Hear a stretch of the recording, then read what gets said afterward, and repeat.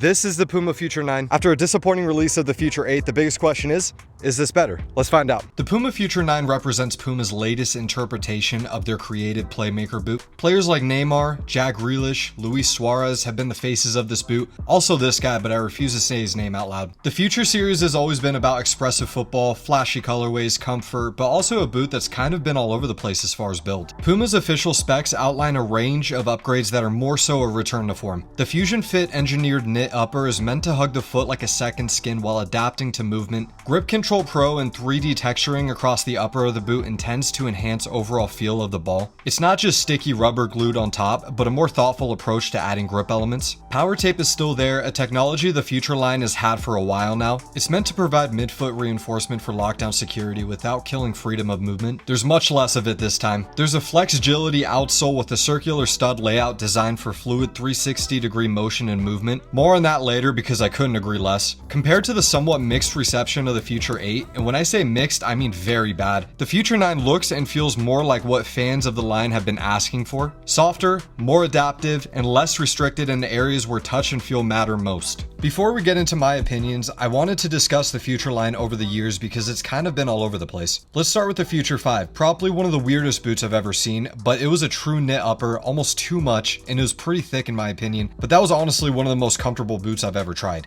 Really decent boot. I had this colorway, I liked it. Puma Future 6 was probably my favorite, especially these colorways. It had a soft upper and the overall lockdown of the boot was much better than the 5. More reinforcements and I loved it honestly. The 7, while not my favorite, was loved by many players. I don't care what other boot reviewers say, I saw so many people wearing these, including some pro players I know personally that still wear these over the 8s and 9s. Shout out Luis Hill and Amina Ekic. The Future 8 was rough. They changed so much of what made the boot so good and I have absolutely no idea why. The power tape on the top was super restrictive, the 2-piece upper sucked, no fancy word for it, it just sucked. It was super bulky, didn't really break in, just a very forgettable boot. So with the previous 4 models came 3 very different experiences in my opinion. Finally, let's talk about the new Puma Future 9. This is more of a return to form from my experience. While it's still not where it should be, there's a lot of positives. The boot wraps around the foot more naturally with less dead space in a forefoot and a build that feels more like what a boot should be. While it does take a while to break in, especially in today's boot world, it's decent and the upper does soften up. I also love how toned down the power tape on the top is. The amount that's on this boot provides enough lockdown to where it's no longer restrictive. The design is awesome as well and will allow for a lot of incredible colorways. I mean, look at some of them already, including this orange release colorway, which I think is my favorite so far. Looks matter to me more than performance a lot of the times when it comes to boots. Shallow, I know, but I'm talking strictly boots here. Anyways, yeah, these look really great in my opinion. Now, however,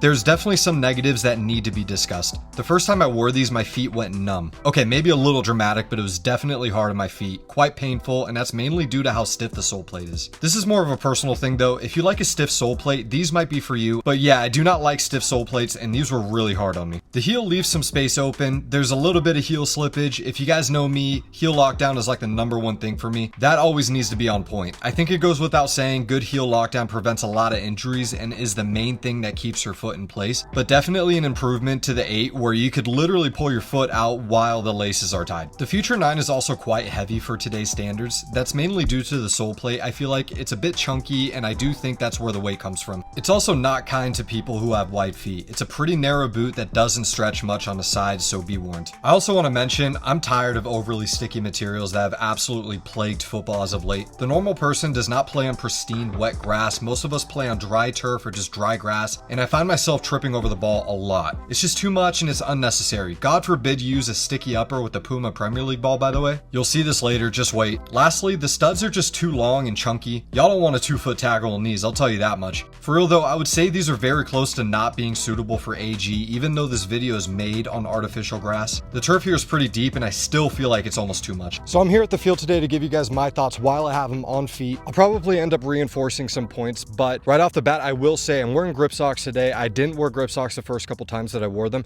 and they feel much better today. It's filling in the gaps in the heel, that little bit of heel slippage that I had. I don't have it today, so maybe have to wear grip socks with these. I'm gonna do the Dino cone drill and shoot. Y'all know I love this drill. Let's get to it. I will also say I'm a little bit sore today. I'm putting in the excuses early, just letting you know.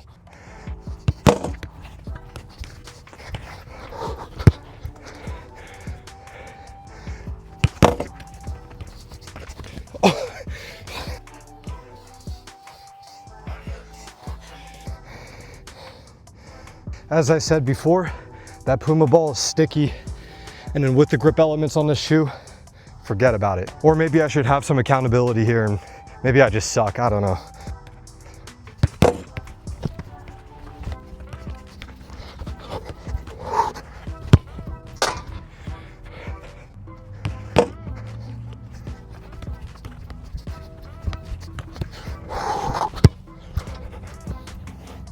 Okay, on the real, my feet are screaming right now. They hurt so bad. This shoe is definitely not meant for wide feet. It's more so medium to narrow, probably more on the narrow side.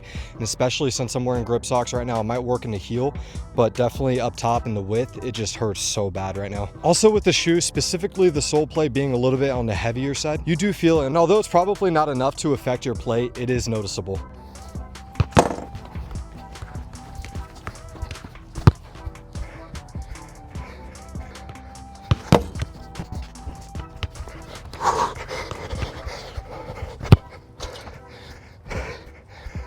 Watch this. No. Okay. A couple positive things about this shoe. I think the upper is actually very nice. It's soft right now. It was a bit stiff when I first got out of the box, but it seems to break in really well. You have a really nice touch on the ball. I thought the grip elements might be too much, especially with that Puma ball. It's definitely nowhere near as bad as I thought it would be. So I was coming in expecting to really not like this shoe, honestly. I'm a bit surprised of where I'm at the moment. Look, I have wide feet, so this shoe isn't meant for me. It doesn't mean it's a bad shoe though. I think that there's a lot of positives about this, honestly. All right, so final thoughts. I'll say it like this. If they fix the heel and they added the Puma Future 7 sole plate onto this boot, I think we got a boot here. As I said, just because it's a narrow shoe and I have wide feet doesn't mean it's a bad boot. I think that there's a lot of positives with this. I think they are in the right direction right now, and I'm actually kind of excited to see what the Puma Future 10 is. So hopefully they listen to people. I don't know if they will, only time will tell. Also, shout out Puma. They sent me some of this stuff to try. Really cool from them. I also got a Ronaldo jersey. That was sick. So thank you, Puma. Thank you guys for watching the video. Make sure to like and subscribe. Let me know in the comments if you tried these and if you liked them or not. I'll see you next time.